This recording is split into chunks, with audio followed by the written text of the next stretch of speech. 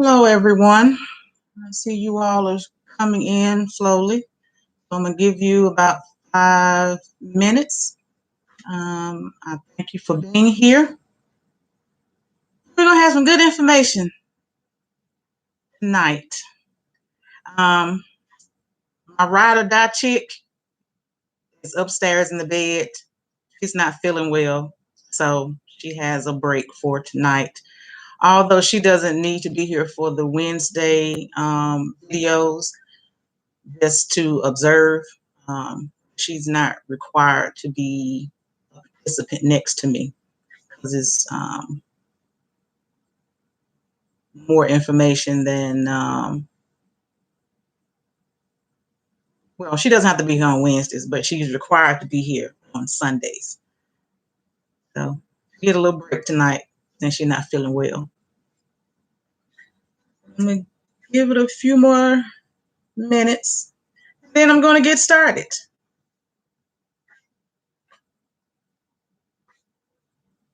I swear time has been going by so fast today. It just never seems to be enough time in the day. I need 2 more of me.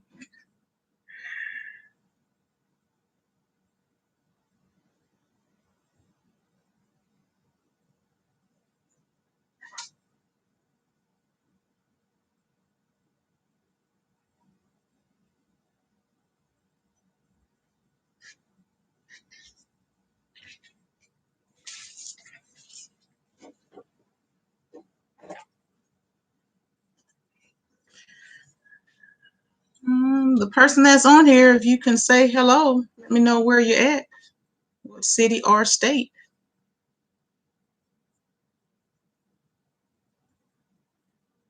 I don't know why the creator of the video can't see who's actually in, but if I was a viewer, I could see all the people that's signed in. That would be helpful. YouTube, I know y'all monitoring the video, so that would be helpful.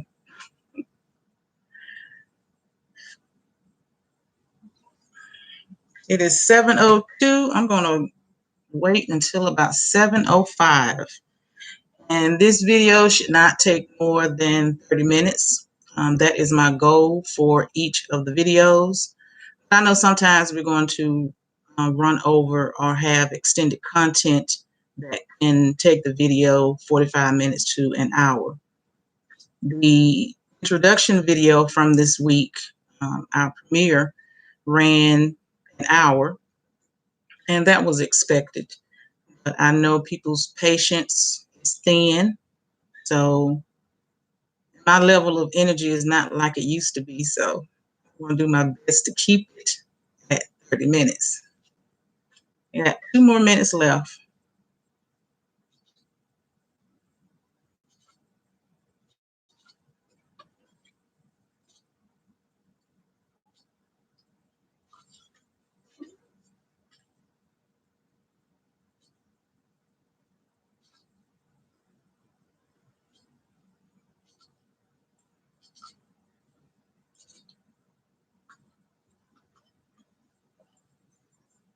And I swear, Kayla and I watched the premiere video about 5 times, taking notes on things we need to improve on as far as our personal tics. Mine is smacking my lips. I've been doing it for years, even when I did training and development, doing courses and employee trainings. I got plump lips, and it's hard to not smack I have really tried to work on it over the years, but since I haven't been doing any actual live training for a while, I forgot about that tick. So, work in progress, people, work in progress.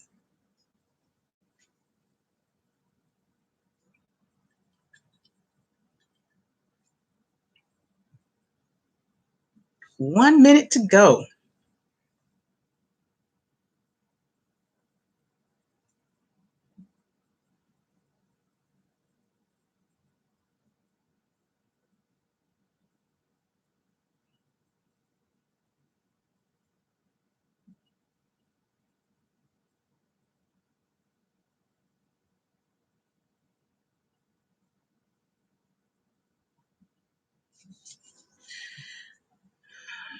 If you have not had the opportunity to view the first premiere video, which took place Monday and not Sunday, because we had a delay with YouTube for 24 hours before we could go live.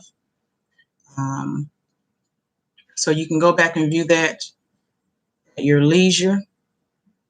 And the issue that we still have is that I can't go live on my phone, of which the video strength and quality is 100% better. So I was hoping that would be active by now, but it is not. I did some research and found out why. So it can actually take about 2 to 3 weeks before I would be able to record or even do live tapings from my phone until I invest in a camera, a social media camera that would be better suited for the whole process. So for right now, I have to use what I have, which is my laptop webcam. So yes, I still look like I'm in the 60s.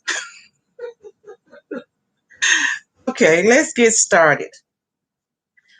You will see that the video title for this episode, the titles will always start with either Sunday, Wednesday, or Saturday, of which Saturday videos will be coming later down the line for the After Hours version of King's Legacy Group. But I always will start so those that are viewing will know what day of the week that video stems from, and the videos are numbered in order. So 1, 2, 3, 4, 5, 6, 7, 8, 9, 10, 250. Get my point. This one is the first step to correcting bad money habits. Before we start I go smacking my lips. Before we start the process of correction, we must assess where we are to know where we're going and the strategy of how to get there. And my company slogan is, a road better planned is easier traveled. I've been using that for years. I believe that down to the T. So it just saves a lot of time, energy, and stress. Reminders, if you could, let me know if you can hear and see me fine. Although I'm looking in the 1960s, I just want to make sure you can see me. Say hello by giving me your location by city or state. I would love to see how far our reach is, so that would be helpful. The disclaimer is posted on our website and will be visible at the end of this video. Everyone knows what disclaimers are. Don't copy without written permission of any content that's shared or shown to avoid legal ramifications. But the full disclosure is listed on the website. Recap of last video from the premiere. If you are returning from our premiere video this week, welcome, welcome, welcome, and thank you for coming back to visit King's Legacy. Remember that Sunday's videos are targeted for our youth, ages 12 to 17, to engage with their parents as well. But of course, our younger children under 12 are also welcome. The only thing is that some of the information may be over their head for right now, but they can still listen and gain, the general knowledge. The purpose of this platform is to empower, engage, and inspire financial literacy, to achieve generational wealth, prepare our youth, and help us as the mature adults to correct and improve our relationship with money. I want everyone to know that we can achieve this objective by learning and implementing strategies as a community and help change our mindset for financial security and wealth building. This platform will not be your standard spew of information, but with intent and purpose to provide relevant and reliable information that matters for each of our financial, educational, professional, retirement goal needs, and so on and so on. Again, I'm not recreating the wheel, just being the support system and the resource to help you get where you need to go. Because the formula for the wealth has not changed from generations to generations. So let's stop making this journey so hard, making excuses of life circumstances, especially when most of our problems are self-inflicted because we make bad choices. So let's change the scenario. Let's get started with the content for today. You should always have a pen and paper ready, or you can go back and look at previous recordings. But if you want to take notes, try to always have a pen and paper ready. While I'm still working out the kinks and waiting on some things to happen with this YouTube situation, the majority of the content will usually be in PowerPoint presentation so that you could see what I'm going over. You have the opportunity to screenshot some of the content. You need to go back for reference.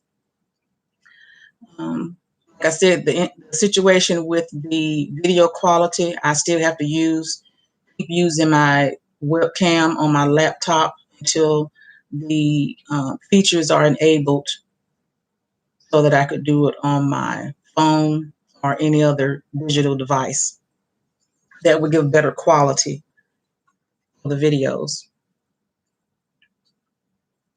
On the last video, I had went ahead and mentioned what I wanted the children and the parents to do. You were asked, as far as the parents, you were asked to write down all your bills. So actually the initial question starts from today. So if you come back and visit us for next Wednesday, then we'll proceed with the instructions and the guidance once you write down all your bills and debt, okay? And those that are parents, you should be planning to open your child's first bank account and walk your child through that entire process until we meet again on Sunday. Again, you can go back and view the details and instructions of that task on the last video from this past Monday. Okay.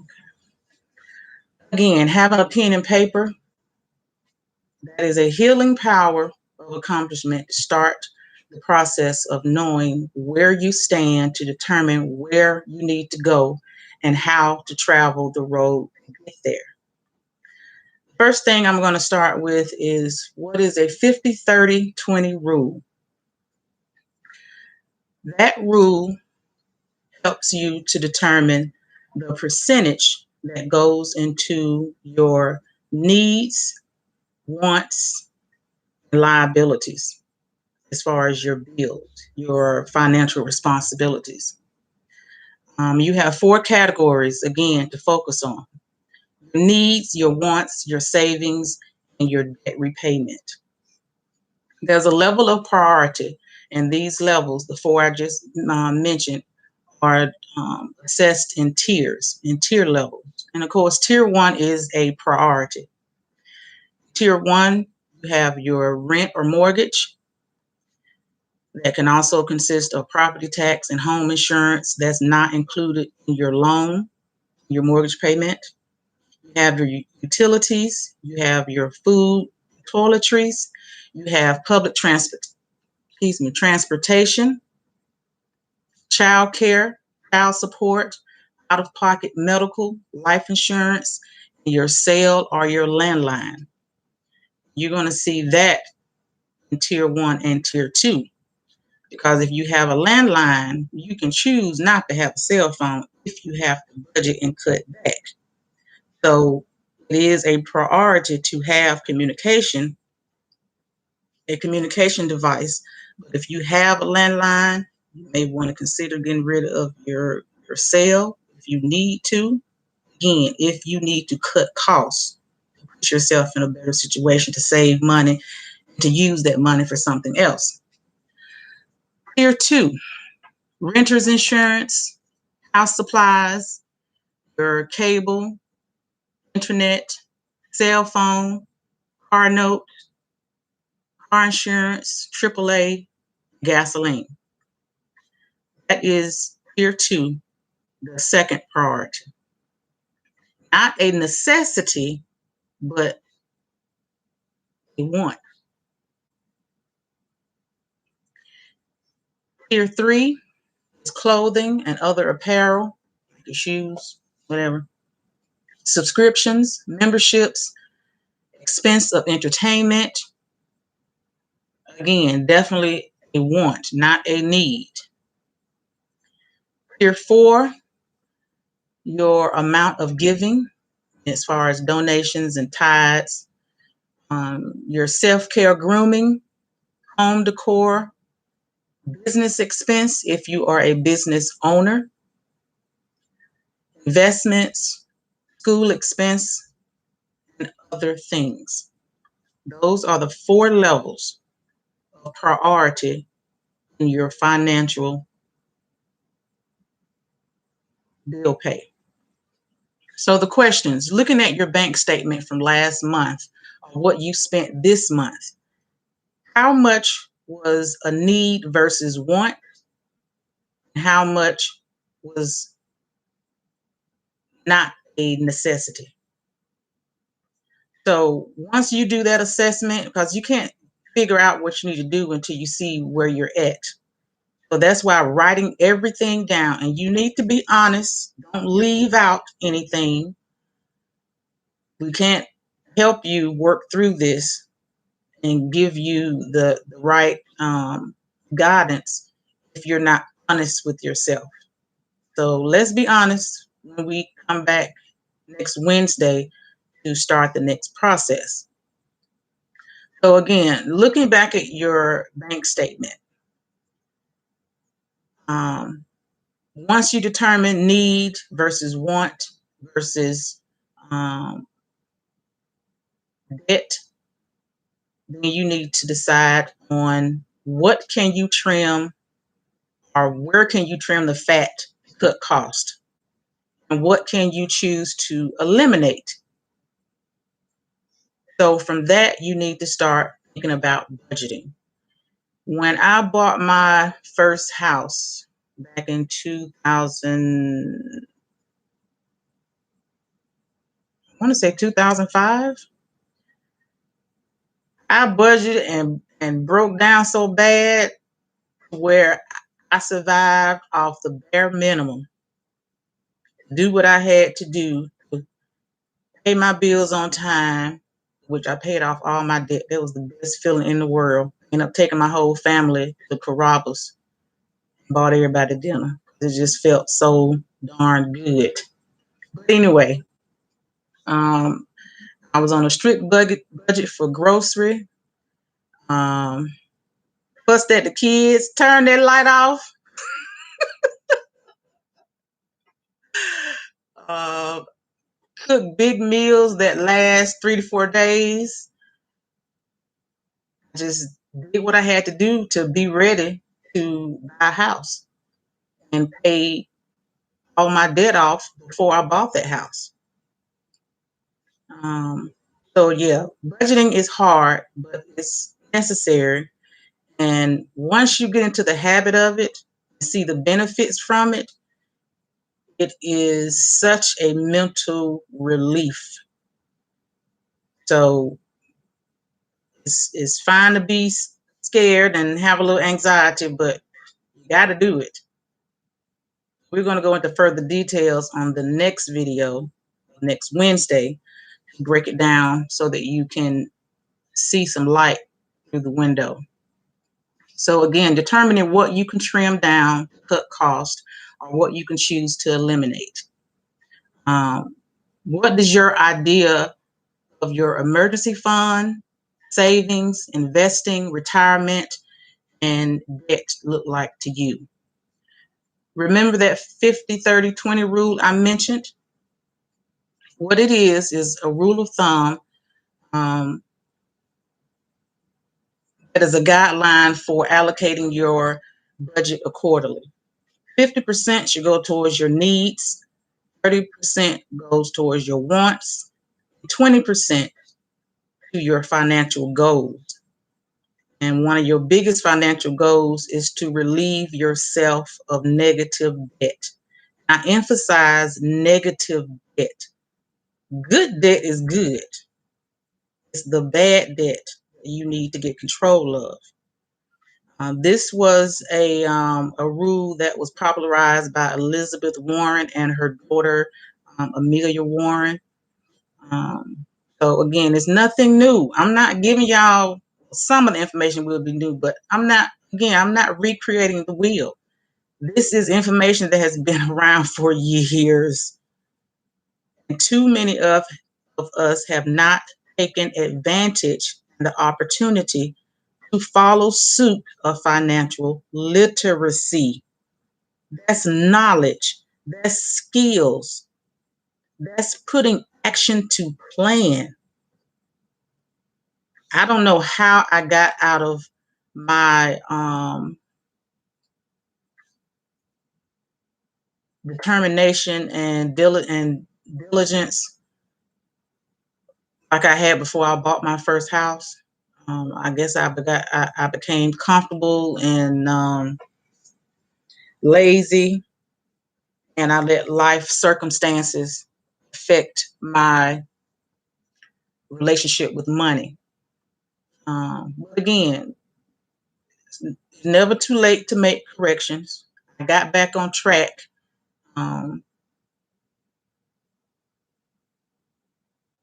Actually, when this pandemic started, I'm sorry for the family loss during this pandemic to others, but honestly, this pandemic reopened my eyes, made me sit down and reassess the things I was doing wrong, being accountable in my own actions and decision making put me in the situation that I've been in for the past 5 to 8, well, about 5 to 8 years. But I am woke. I got woke for me. I got woke for my kids. I got woke for my grandkids. I got woke for my mama. So yeah, this pandemic was an eye opener for me, and it was actually a blessing. So, and that what happens anyway when you're down, that makes you stronger to rise up. I'm gonna take that one. Okay. So once you get to the point of assessing where you are, understanding your next step of determining what you can let go, what you need to trim down, then move your way into budgeting your money, budgeting your spending, changing your bad habits, and putting action to plan. You can't do nothing unless you plan first. If not, that's how you get in trouble and make more mistakes. So once we do that, I need for you to ask yourself the question, First, do you have an existing credit card in good standing that you have been paying on time? If so, great. If not, this is the time to get started.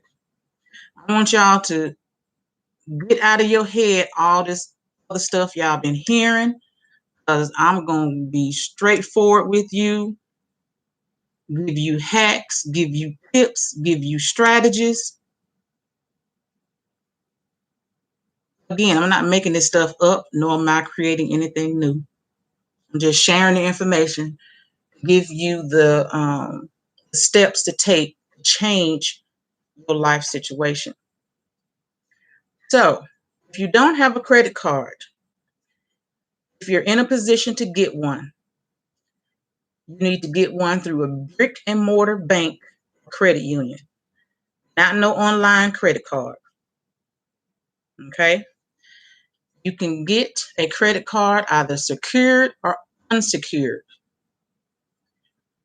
A secured credit card is the amount of money that you put in to hold that account. That's your credit limit based on how much you put in. But you can take advantage of that opportunity if you can't get unsecured credit. Once you show a pattern of good behavior and responsibility on your secured credit card, the bank will eventually offer you, it could take as less as 3 to 6 months. They'll offer you a secured credit card, which will more than likely extend the limit that you've been putting in and give you that buying power. Okay? If you cannot do either, get a brick and mortar bank or credit union credit card. Then apply for Capital One or Discover or Amex, and it could be either a secured or unsecured. Same thing applies as with the brick and mortar bank and credit unions. If you can't get the unsecured credit card, meaning the credit card company is advancing you access to credit, and you pay that back with an interest rate. So, but if you can't do that, you can still get get a secured credit card through those companies. And the reason I say Capital One, Discover, and Amex, and not your other third-party credit card companies, I'll get into that further. That's another video. My video contents, when I give a topic in the videos, I'm going to give you the full range of information in that one video. I'm not going to be jumping around all over the place. There's going to be relevance and a process for everything that I share with you. So when we go to the next video, it's time for the next topics. Use what you learned from the previous videos and topics. Understand where we're at, the new videos, the new content. That's how this will work.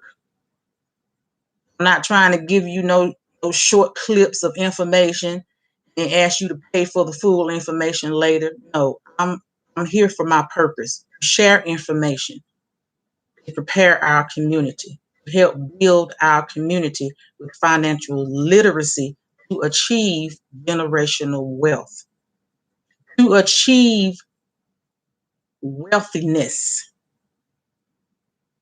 to achieve the money and the knowledge and the wisdom. We got to have all three for financial security, financial wellness. We can't do it without all three working together. That's how the rich get rich and the wealthy stay wealthy.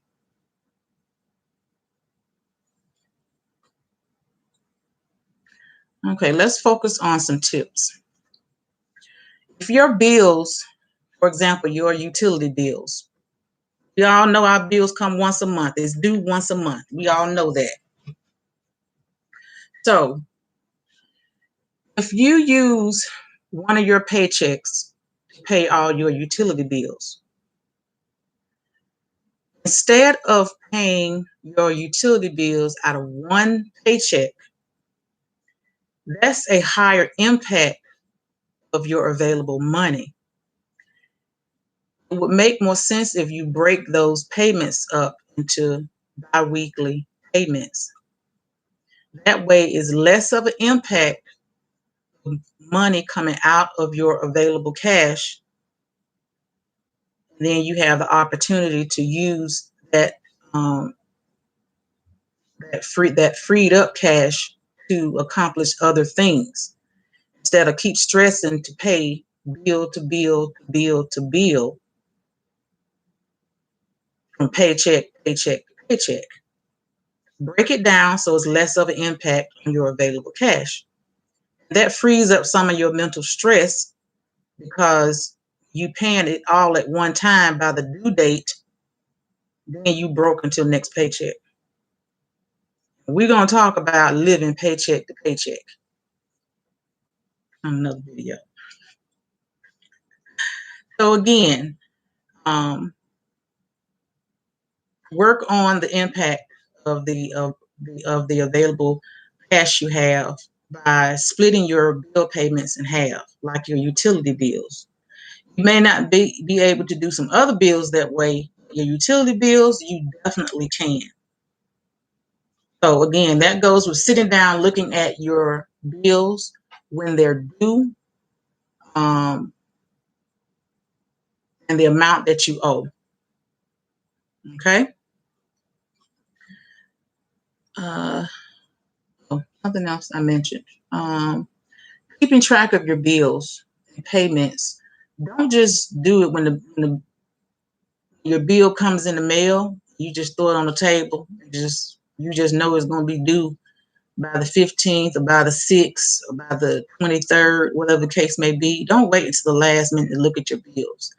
Pick a designated spot in your home to examine your bills, determine how much the bill is, and budget what paycheck or what account you're going to pay that from to lessen the blow of your available cash.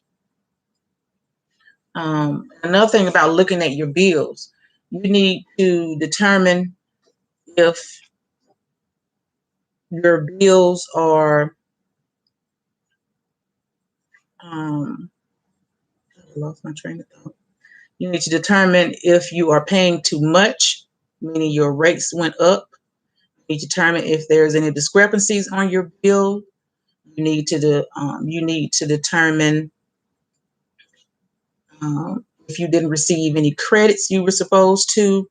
You need to look at your bill, even see the months that your bill is higher and lower. Then you may need to make some adjustments, like when it's in the summer and it's hot and you're running your AC. Choosing a better setting, and you can get that information from your local utility company to explain the best setting to have your AC on. If your furniture is placed in front of ventilation systems, that affects the energy usage and how much power is taken to run those units. A lot of things. There's a whole list of ideas that your utility company has on their website for saving energy. Saving energy lessens your bill usage. Or even determining if your meters are not running right. So don't just get the bill and just pay it and ignore everything else. You could have paid over $50 a month just because you didn't look at your bill and see something was wrong with it.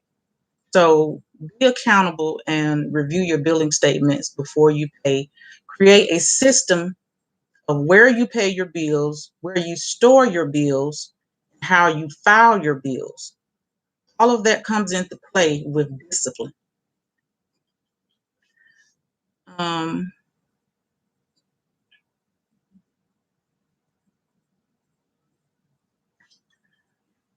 Something else you need to do. You need to set up a free credit monitoring service. Free. You don't need to pay for this. For example, Credit Karma. I like Credit Karma because I can get a idea of what my credit reporting information is. Now, I'm not relying on my credit score that's shown on Credit Karma because that's not accurate. It's a close count what is accurate, but it's not accurate. But I still utilize the free features of Credit Karma.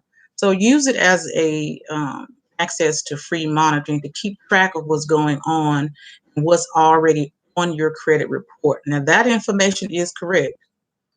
So that would give you an idea of how you can address any concerns and if you need to dispute anything or discuss anything with the credit bureaus. And of course, it's going to be a separate video for credit bureaus. Not your basic information, so don't be expecting that, please. I'm not ordinary.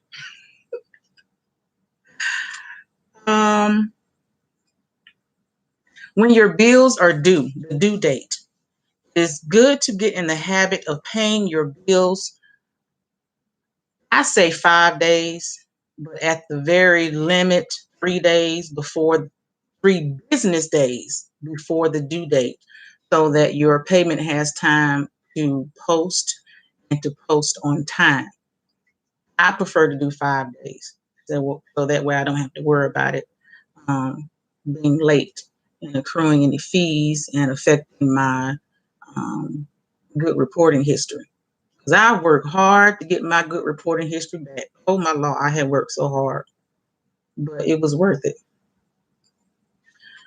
Another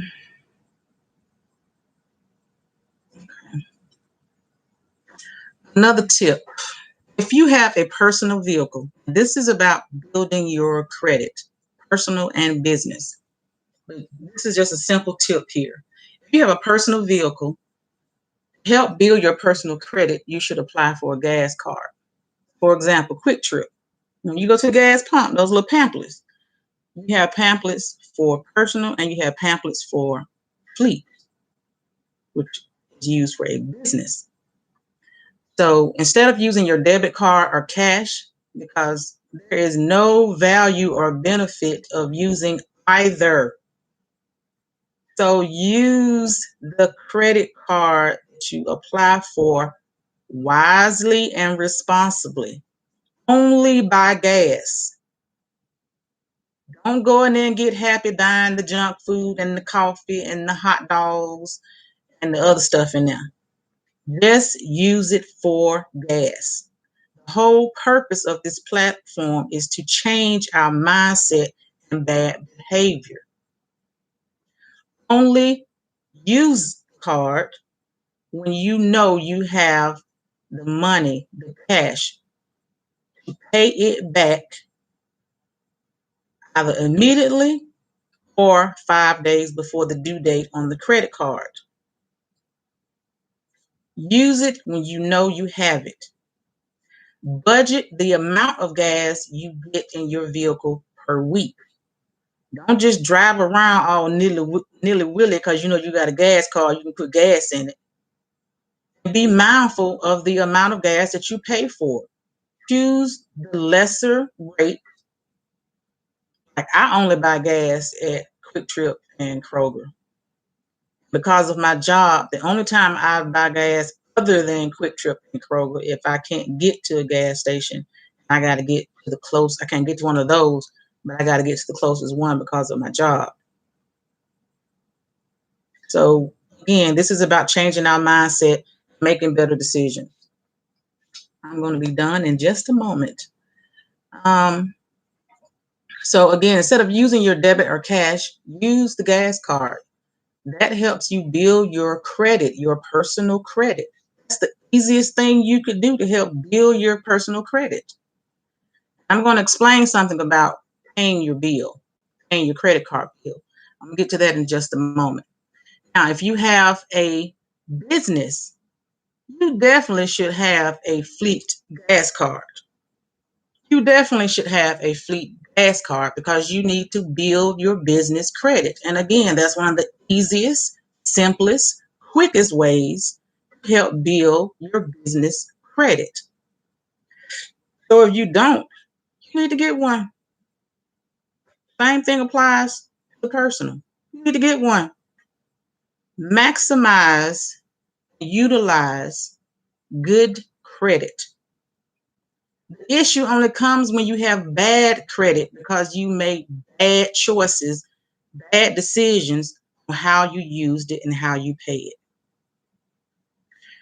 Now, with credit cards, we need to understand the difference of usage and utilization. Understand the difference. Pay your bill at least, again, my preference is 5 days, but yours can be 3 business days. Pay your bill 3 to 5 business days before the bill is due. But don't pay the entire balance. You need to leave at least 10% on that bill to roll over to the next month.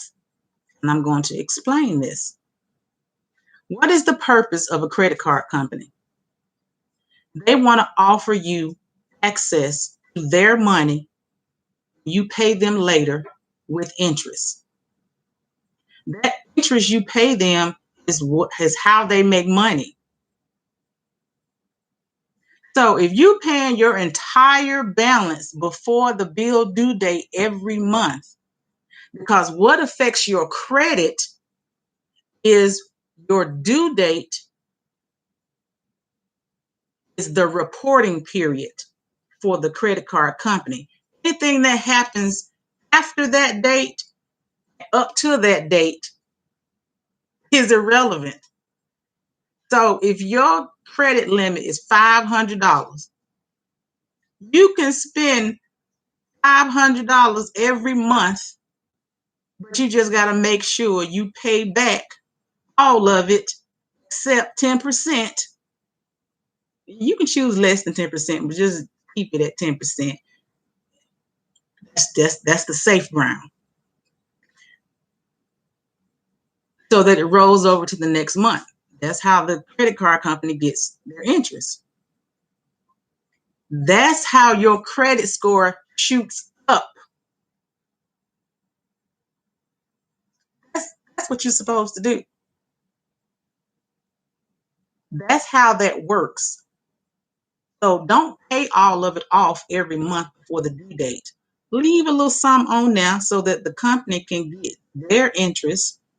Because keep in mind, and I don't know if some of you have heard, some of these credit card companies during this pandemic either reduced, even if the customers were in great standing, they reduced their credit limit or they closed the account without any notification or reason.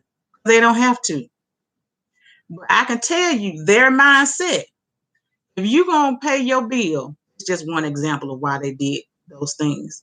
But if you're going to pay that bill every month in full, 100% before the due date, they're not getting anything out of it. So what they need you for? Now, unless you have a secured credit card, that's different. It's just your money you playing with. But if you got a regular credit card, I mean you playing with their money, they not making no money off you with the interest rate. So let them get that little interest off that 10% or less, and pay the rest on time before the due date. That's how your score shoots up quickly. Quickly. I'm going to go over that in more detail later when I talk about credit cards. We got to get out of the mindset that having a credit card is a bad thing. We got to understand the strategy and the industry game. They rely on us not knowing. That's how we get caught up. That's how we misunderstand the information. So again, we're going to go over that further in another video. Another tip, simplest tip in the world, set up automatic bill pay through your bank. For example, if you owe a credit card or if you owe even a utility bill, don't set it up on the debtor's website, Georgia Power, or your credit card, or your car note, or whatever the case may be. Don't set the automatic payment through their system. Set it up through your bank account bill pay system. Because first of all, that gives you control of where your money goes. That also discourages identity theft. Because yes, I've known of situations where even when you use your, well, I'll get to that later. I've known of identity theft of the employees of these companies. There's thieves everywhere. So be safe and sorry, but set it up through your bill pay, your bank. You all need to submit your Experian Boost. Go on experianboost.com and do the Experian Boost. One thing you need to do is have your banking information ready. And I can tell you right now, that helps a lot. Which, when you put in your banking information, Experian will assess your transactions through your debit card, your bank card transactions, and keep track of all your bill pays. Every time you make those bill pays on time, then it boosts up your credit score. Now, this may not be on all three platforms of the credit bureaus, but it'll reflect on at least two of them, 2 out of 3. Okay, that's a good thing. So that's a tip you can take and run with. By next Wednesday, take the time to apply for a credit builder account. I use Self-Lender, and this is actually my second time using Self-Lender because it worked so good the first time. And the credit builder helps you. It's like an invisible loan. It's a soft hit on your credit, so it's not a hard hit. And like the first time I did it, I paid like $25 a month. At the end of the term, I don't remember how many months it was. I think it was probably 2.5 years for the term. And at the end of the term, the money that I put in, I got all that back. And during that process of them doing automatic withdrawal out of my checking account, it helped build my credit. After you have done it for a while, I think the first time I used it took a year for them to offer me a credit card with them because of my on-time payments. And because I had it on automatic withdrawal, I didn't forget about it, but it wasn't a stress. I didn't have to worry about trying to make on-time payment. So it is a good platform to utilize, and they report your credit bureau every month. That's why it helps with your score going up. At the end of this video, I will post my referral code in the description so that you all can click it and read up on it. It's real simple and it's convenient. And again, the money you put in, you get it back at the end of the term. So it's nothing but a savings that you gain a benefit from boosting your credit, showing a positive pay history. It's a win-win. You ain't gonna miss that little $25 a month. You blow that on cigarettes, beer, or going to get some alcohol, or buying your weave and buying your eyelashes. Lord, I don't know how y'all do that. But anyway, you ain't gonna miss that little money. Now, I had to come off of it voluntarily when I filed bankruptcy, but I was able to get back on it once my bankruptcy discharged. So I was fine with that. So I'm back on it. I'm doing the same thing I did before. The only thing now is I pay like 30 something dollars a month, and you can choose to pay more on it, but that's just the minimum that they set you up for. But you can adjust it and pay how much you want over the minimum that they're offering you to pay. So again, it's a good thing. And in the end of the terms, you get the money back. Everything you don't put in, you get it back. So do it. All right. I had already mentioned before about card utilization, which refers to how much of your available credit you use at any given time. If you didn't understand what I said before, because there's so much misunderstanding of that, you can figure out your credit utilization rate by dividing your total credit card balance by your total monthly card limits. So if you got an Alexa, she is a good resource to go to when you got questions. Alexa, what's 20% of $400? 20% of 400 US dollars is 80 US dollars. I love my Alexa. I use her for everything. Okay. But again, I'm going to go over credit utilization and credit cards in more extensive detail on another video very soon.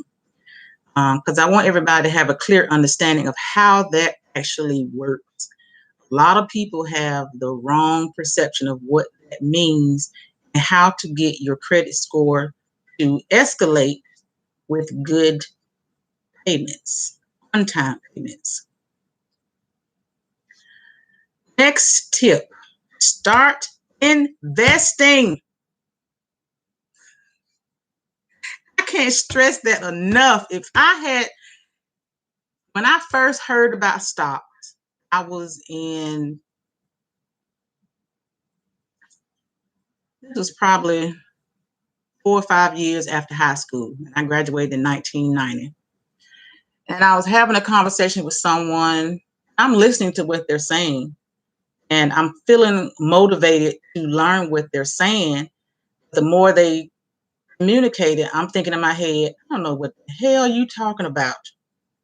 I have no idea what to do or how to get started. I don't understand no stock market.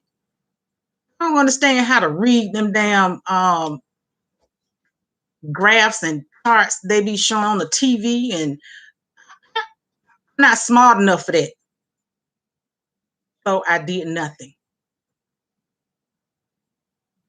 Then we talked about it again when I was in college, and I started doing some research. It kind of went over my head, but I tried to stick with it, just take baby bites of information. But the past 4 years, oh, I'm smart. It's not that hard. But again, we're going to go over that later. That's when I talk about long-term investments. But the rich and the wealthy, this is part of how they are rich and wealthy. It's not gambling. Well, it is to an extent, but not the way you are perceiving it to be. Just think about this. Let's say you're 20 years old, and you just learned about, you are in this platform learning about this. You getting excited, you're 20 years old, and you want to start doing it. Okay, let's say you invest in an index fund. Age 20, you want to retire at age 65. If you put $275 per month in an index fund, meaning stock market, you will retire as a millionaire at 65. Because index fund can get you interest rate as high as 7%.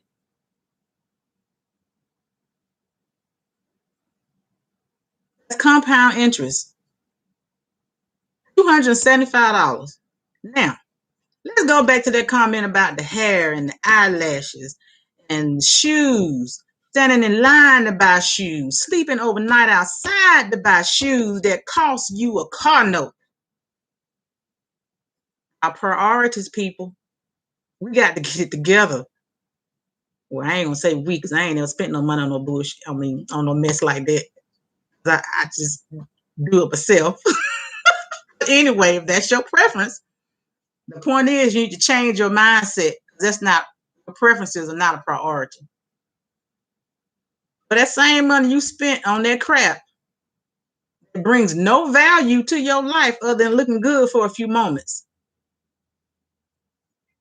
You can take $275 a month, or better yet, the money you spent on the lottery. I'm sorry, every time I go want to buy a lot of lottery tickets, I just think about bread, eggs, milk. I just can't do it. I don't know how y'all do it, but okay. And by the time you win a ticket, you just got back the money you gonna put in it. But anyway, so if you want to do that, you'll be a millionaire to retire at 65. And again, something is better over nothing. So if Kayla were to start at age 20, although she's starting now, she's gonna be a millionaire when it's time for her to retire. I ain't gonna be around to enjoy it with her, but do my part so I can die in peace knowing she'll be okay. Let's also consider if you're age 40, I'm almost 50. So again, it's not too late. So if you're 40, you want to retire at 65. If you invest $850 per month, you will be a millionaire when you turn 65. Instead of spending money on the lottery, if you just spend $20 a week, instead of $20 a week on lottery, $20 a week in a stock market, in 10 years, you had $20,000.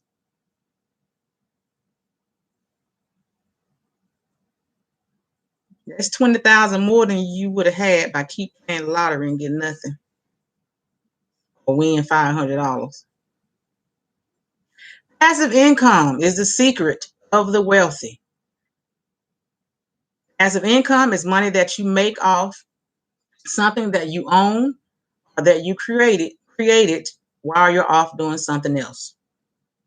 Have you heard the phrases making money while you sleep, or making your money work for you, you not work for it? That's what that is. I make money while I sleep. And I'm coming up with other streams of income, even make more money while I sleep. Strategy. Think about this. The largest bill we pay every month is your rent.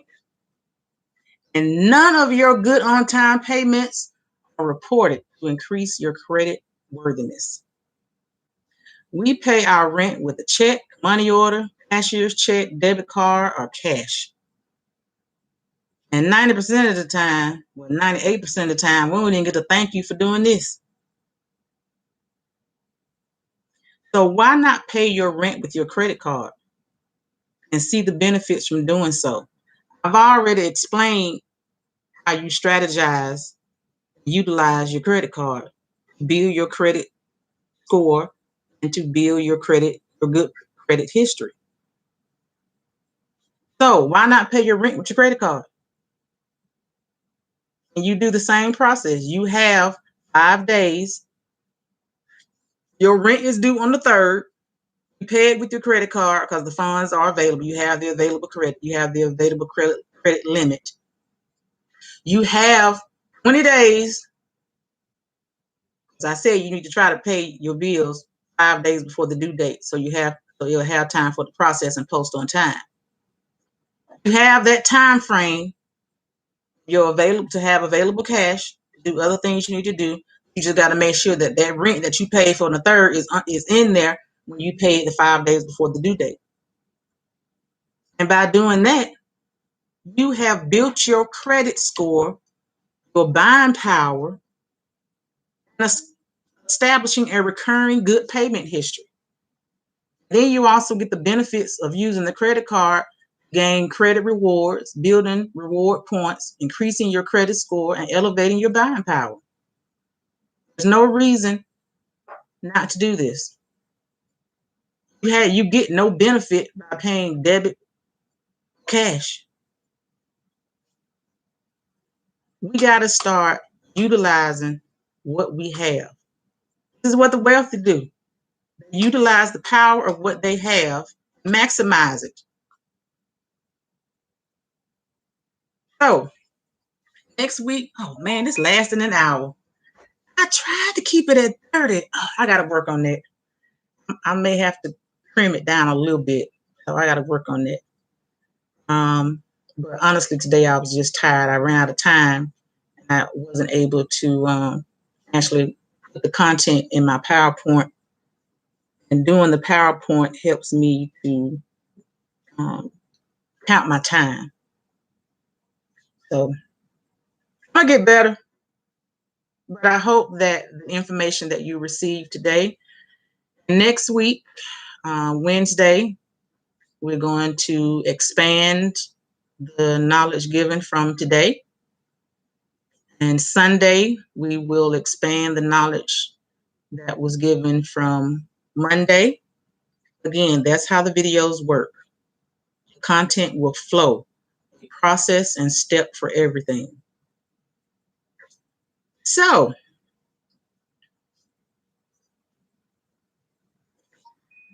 I want you all to get prepared, be excited to join this journey. And I hope that the information that you received was of value to you. You want to include your family, friends, especially your dependents. But we can achieve generational wealth, people. It took time to mess it up, and it's time to fix it. Fix it, stay on task. So, thank you for showing up. I will see you all next time. Bye.